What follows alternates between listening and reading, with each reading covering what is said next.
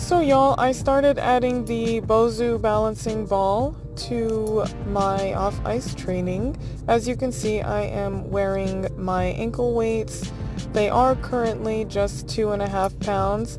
I did buy a 5 pound ankle weight, but I'm not gonna use that one anytime soon until I feel like these ones don't feel heavy for me anymore.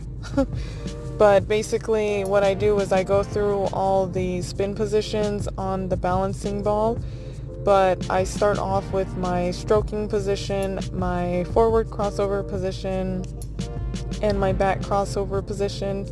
And I hold this on both sides about the same length, and my goal is to keep my core tight, my posture good, my shoulders away from my ears, and I try to extend my free leg the best that I can because sometimes it's still kind of bent and I forget to extend it all the way. But now I am moving on to my spin positions, and the first one I like to practice is my camel position.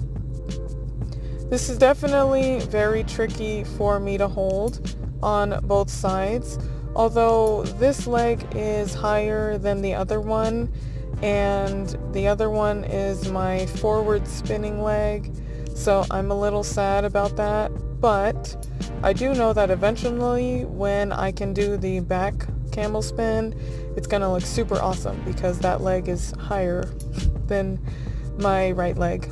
But anyways, I'm moving on to my sit spins.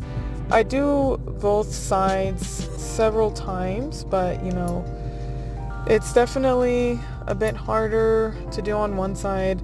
I find that my back spin I am stronger at.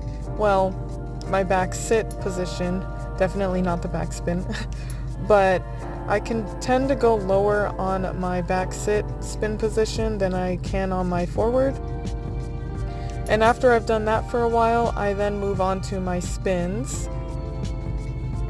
And the back spin position is easier, honestly, than the forward. But I go and try those for a while, and I move on to my forward spin.